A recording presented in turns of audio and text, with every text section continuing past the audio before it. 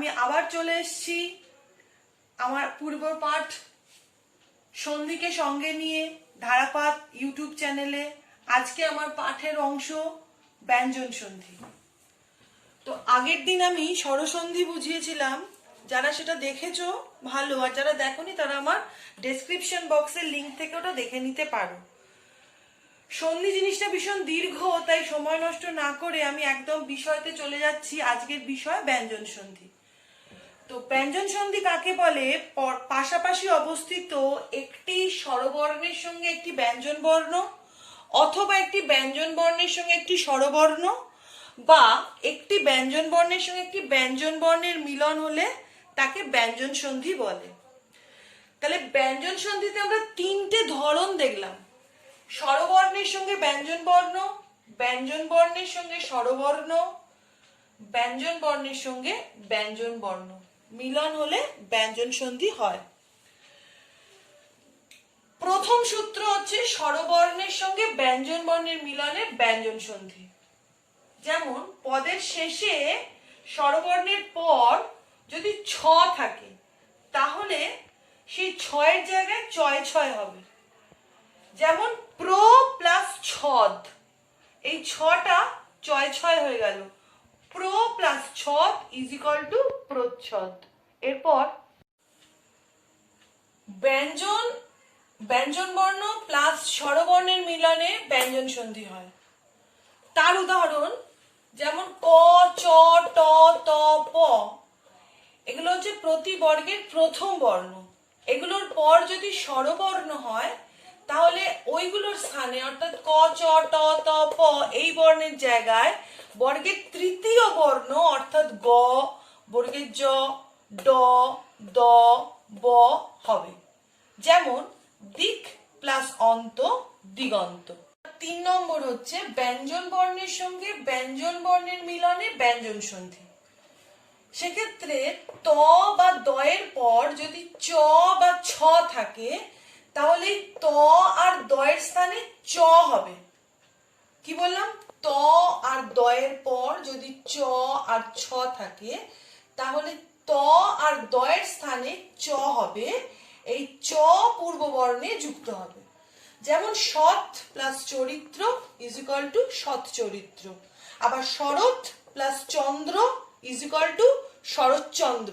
উচ্চারণটা কিন্তু আমরা শরৎচন্দ্রই বলি, কিন্তু ব্যঞ্জন মানে ব্যঞ্জন সন্ধিগত দিক থেকে ওটা শরৎচন্দ্র হয়। একই রকম ভাবে 4 নম্বর সূত্রটা 3 নম্বর সূত্রের মতোই। ত আর দয়ের পর বর্গের জ আর ঝ থাকলে ত আর দয়ের স্থানে বর্গের জ হবে। যেমন যাবৎ প্লাস জীবন ইজ ইকুয়াল টু যাবজ্জীবন। 5 নম্বর সূত্র হচ্ছে বর্গের তৃতীয় আর চতুর্থ বর্ণ, মানে হচ্ছে গ, ঘ, সেরাম চ, ছ, বর্গের জ, ঝ। বুঝতে পেরেছো? বর্গের তৃতীয় আর চতুর্থ বর্ণ অন্তস্থ বর্ণ, মানে অন্তস্থ জ, র, ল, ব আর হ যদি পরে থাকে, তাহলে বর্গের প্রথম বর্ণটা বর্গের তৃতীয় বর্ণে পরিণত হবে। যেমন ঋক প্লাস বেদ ইজ ইকুয়াল টু ঋগ্বেদ। এখানে আরেকটা কথা বলে দেবো, এই হসন্ত, এই যে ঋগ্বেদের হসন্ত, ব্যঞ্জন সন্ধিতে এই হসন্তটা কিন্তু ভীষণ গুরুত্বপূর্ণ একটা বিষয়। ব্যঞ্জন সন্ধিতে এই হসন্ত না দিলে ওটা কেটে দেওয়া যায়। তাই ব্যঞ্জন সন্ধির ক্ষেত্রে বেশিরভাগ জায়গায় এই এই হসন্তটা দেখতে পাওয়া যাবে। এই হসন্তটা মাস্ট ব্যঞ্জন সন্ধির ক্ষেত্রে দিতেই হবে। তাহলে এটা আরেকবার বলে নি, বর্গের তৃতীয় আর চতুর্থ বর্ণ অন্তস্থ বর্ণ আর হ যদি পরে থাকে, তাহলে বর্গের প্রথম বর্ণটা বর্গের তৃতীয় বর্ণে পরিণত হবে। যেমন ঋক প্লাস বেদ, এই কটা ছিল প্রথম বর্ণ, এখানে এটা হয়ে গেল ঋগ্বেদ, এই গটা হলো বর্গের তৃতীয় বর্ণ। 6 নম্বর সূত্র বর্গের পঞ্চম বর্ণ, মানে উ, ই, দন্তের ন, মধ্যের ন, ম, এগুলো পরে থাকলে আগের বর্গের প্রথম বর্ণটা তৃতীয় বা পঞ্চম বর্ণে পরিণত হবে। তাহলে আগের বর্গের প্রথম বর্ণ ধরো ক, চ, এগুলো তৃতীয় আর পঞ্চম বর্ণে মানে গ আর উ এতে পরিণত হবে। যেমন জগৎ plus Nath is equal two Jagannath. জগৎ তটা হলো প্রথম বর্ণ বর্গের, সেটা 9 হয়ে গেল, 9টা হলো পঞ্চম বর্ণ। তাহলে বর্গের পঞ্চম বর্ণ পরে থাকলে আগের বর্গের প্রথম বর্ণ তৃতীয় আর পঞ্চম বর্ণে পরিণত হবে। 7 নম্বর হচ্ছে বর্গের প্রথম দ্বিতীয় আর দন্তের স যদি পরে থাকে তাহলে বর্গের তৃতীয় চতুর্থ বর্ণের জায়গায় বর্গের প্রথম বর্ণ হবে। যেমন তদ প্লাস পর, তদ এই হসন্ত, তদ, তৎ প্লাস পর ইজ ইকুয়াল টু তৎপর। দটা হলো বর্গের কোন বর্ণ? দ হলো তৃতীয় বর্ণ, তারপরে প রয়েছে, এটা হয়ে গেল। এই দটা পাল্টে গিয়ে হলো ত।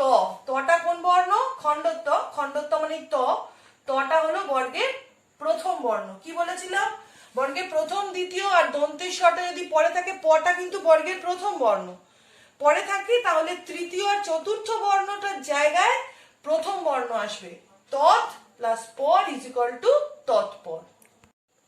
8 ত বর্গের পর ট বর্গ থাকলে ত আর দ স্থানে ড হবে, ড। যেমন উত প্লাস ডিন ইজ ইকুয়াল টু উড্ডিন। 9 ত বা দ এর পর তালবস্য থাকলে ত আর দ স্থানে চ হবে আর তালিবস্যর জায়গায় ছ হবে। এই দুটো মিলে চয় ছয় হবে আর চয় ছয়টা পরবর্ণে যুক্ত হবে। যেমন উত প্লাস শ্বাস ইজ ইকুয়াল টু উচ্ছ্বাস, উচ্ছ্বাস। 10 চ বর্গের পর মানে চ ছ বর্গের জ ঝ ইয়, চ বর্গের পর যদি দন্ত ন থাকে তাহলে দন্ত নটা ইয় হয়ে যাবে আর ইয়টা পরবর্ণে যুক্ত হবে। যেমন যাচ প্লাস না ইজ ইকুয়াল টু যাচ্চা।